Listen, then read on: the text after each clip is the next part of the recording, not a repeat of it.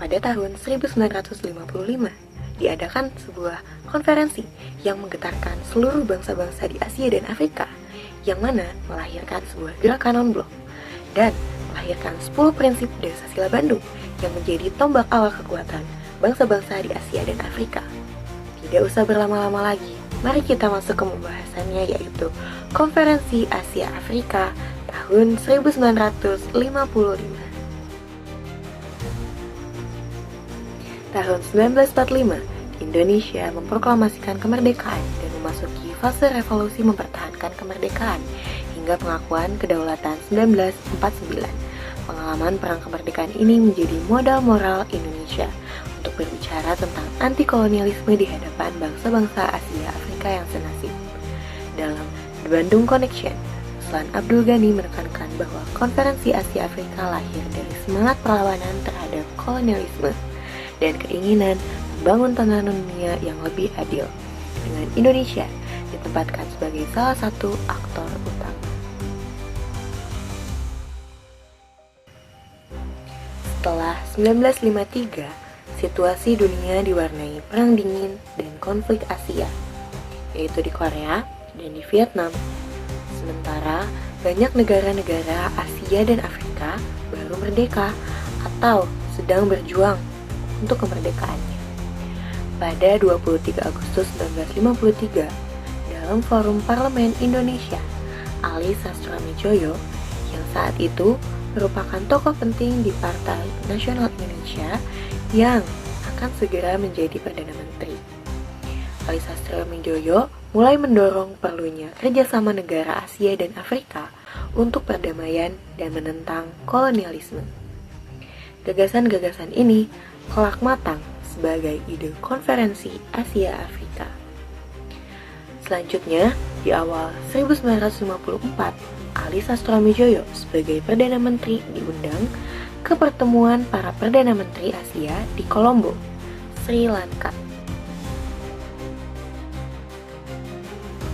Di konferensi Colombo yang dilaksanakan pada tanggal 25 April sampai 2 Mei 1954, ia meyakinkan para pemimpin India, Pakistan, Burma atau Myanmar, dan Sri Lanka bahwa perlunya diadakan konferensi yang lebih besar, yang melibatkan negara-negara Asia dan Afrika yang baru merdeka.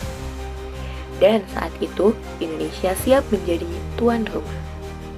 Dari sinilah lahir kelompok Colombo Powers, yaitu terdiri dari Indonesia, India, Pakistan, Burma, Sri Lanka sebagai 5 negara penggagas KAA. Setelah konferensi Colombo berlangsung, para pemimpin dari kelima negara penggagas menggelar sebuah pertemuan lanjutan di Bogor yang dilaksanakan pada akhir tahun 1954, yang dilaksanakan untuk mematangkan rencana dari Konferensi Asia Afrika. Pada pertemuan tersebut disepakati bahwa Indonesia akan menjadi negara pengundang dan tuan rumah Konferensi Asia Afrika. Selanjutnya, Bandung akan dipilih sebagai kota konferensi karena reputasinya sebagai kota perjuangan dan pendidikan yang sekaligus memiliki fasilitas yang bisa dipersiapkan untuk menjadi pusat konferensi. Nah, pada periode ini juga dibentuk sebuah panitia dan sekretariat bersama dengan para duta besar negara penggagas dan Dr. Ruslan Abdul Ghani yang diceritakan sebagai figur sentral yang mengkoordinasikan teknik persiapan yang sebagaimana diceritakan dalam The Bandung Connection. Sedangkan di sisi lain, kota-kota di Jawa termasuk Bandung dan daerah penyangganya seperti Madiun mulai ikut merasakan mobilisasi nasional. Adanya pelabuhan, jalur kereta, dan jaringan logistik yang dipersiapkan untuk menyambut para delegasi, yang menjadikan Konferensi Asia Afrika ini bukan hanya urusan pusat saja, tetapi menjadi peristiwa yang menggerakkan banyak daerah.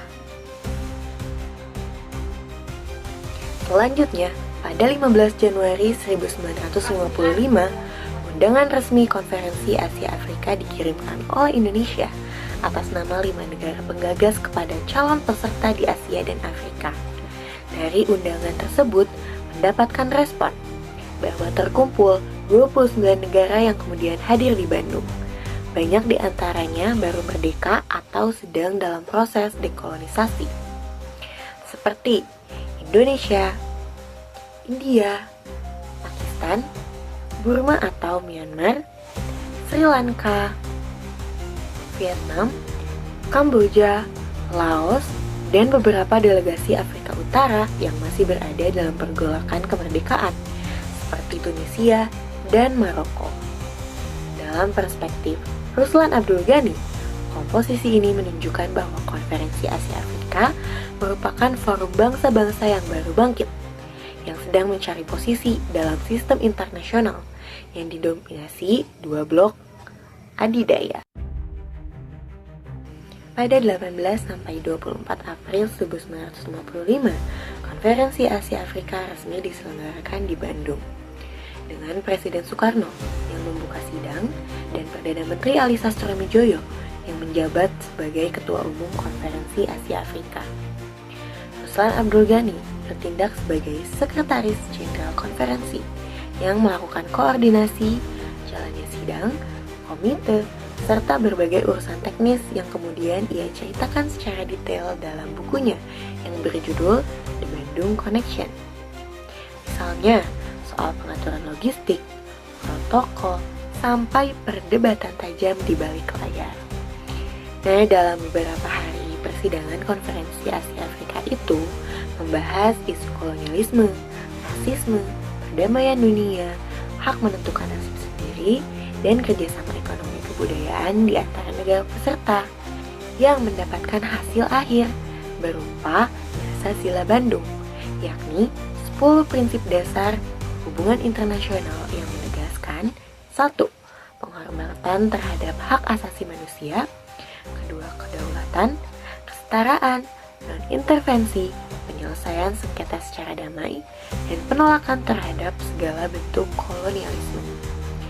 Prinsip-prinsip ini yang kelak akan menjadi fondasi politik luar negeri Indonesia yang dikenal dengan politik bebas aktif dan menginspirasi lahirnya gerakan non-blok beberapa tahun kemudian.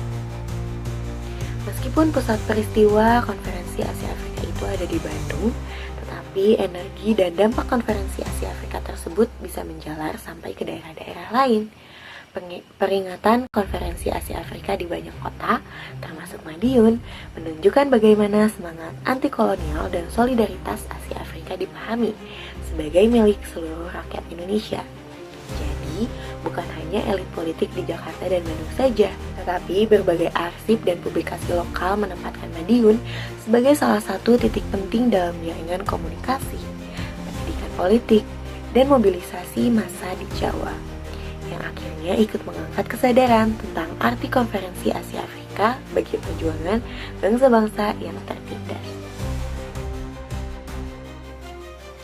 Pasca 1955, gaung Bandung Spirit berlanjut lewat Konferensi Solidaritas Rakyat Afro-Asia di Kairo tahun 1957 yang meneruskan agenda mengenai solidaritas anti-kolonial dan kerjasama antar Asia dan Afrika.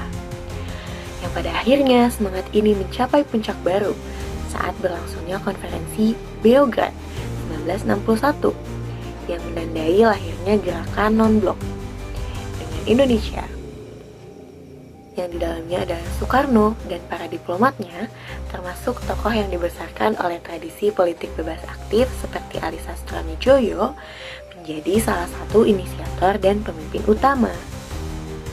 Gerakan non-blok tersebut menginstitusikan prinsip bebas aktif, yaitu tidak memihak blok barat maupun blok timur, tetapi tetap aktif memperjuangkan keadilan, anti-kolonialisme, dan perdamaian dunia. Persis seperti garis politik yang sudah dicobakan dalam Konferensi Asia Afrika di Bandung. Nah, dari sinilah jejak pemikiran dan pengalaman yang ditulis oleh Ruslan Abdul Ghani dalam bukunya yang berjudul The Bandung Connection menjadi semacam memori resmi tentang bagaimana Indonesia memposisikan diri sebagai pelopor negara-negara Asia Afrika di panggung global. Nah, beberapa sumber sejarah Konferensi Asia Afrika menyebut jelas bahwa Konferensi Asia Afrika yang dilaksanakan dari tanggal 18 hingga 24 April 1955 di Bandung dibuka secara resmi oleh Presiden Soekarno dan dipimpin oleh Perdana Menteri Indonesia yaitu Ali Sastroamidjojo. Nah, dalam sebuah tradisi konferensi di kancah internasional, terlebih ketika diselenggarakan di satu negara, sangat lazim bahwa kepala negara sebagai tuan rumah menyampaikan pidato pembukaan atau welcome address yang ditujukan untuk mewakili negara dan rakyat sebagai penyelenggara. Pidato Soekarno yang berjudul Let the New Asia and Africa Be Born yang disampaikan oleh Soekarno berfungsi sebagai pidato visi dan simbolik, bukan sebuah pidato teknis. Jadi isinya itu hanya memberi kerangka besar semangat anti-kolonialisme, solidaritas Asia Afrika, dan pesan pada dunia yang memang cocok dibawakan oleh figur kepala negara, yaitu presiden. Para sejarawan juga menegaskan bahwa ide besar konferensi Asia Afrika itu banyak datang dari sosok Ali Sastroamidjojo sebagai Perdana Menteri sejak 1953. Beliaulah yang melobi di konferensi Kolombo 1954 dan meyakinkan keempat Perdana Menteri lain yaitu India, Pakistan, Burma, dan Sri Lanka dan menawarkan Indonesia sebagai tuan rumah konferensi Asia Afrika. Dalam pelaksanaannya, Ali menjabat sebagai ketua umum atau ketua konferensi, memimpin jalannya sidang, mengelola perbedaan posisi negara peserta, dan memandu proses sampai lahirlah Dasar Sila Bandung. Jadi, meskipun bukan Ali Sastroamidjojo yang memberi pidato pembukaan, namun otoritas operasional dan diplomasi hari demi hari di dalam konferensi tetap ada di tangan Ali sebagai Kepala Pemerintahan dan Ketua Konferensi Asia Afrika. Ada pertanyaan tentang kenapa banyak Perdana Menteri yang berpidato, bukan presiden. Jadi, banyak negara peserta yang baru merdeka saat itu menganut sistem parlementer, di mana tokoh paling aktif di politik luar negeri adalah Perdana Menteri, bukan presiden, yang sering disimbolkan dengan kepala negara.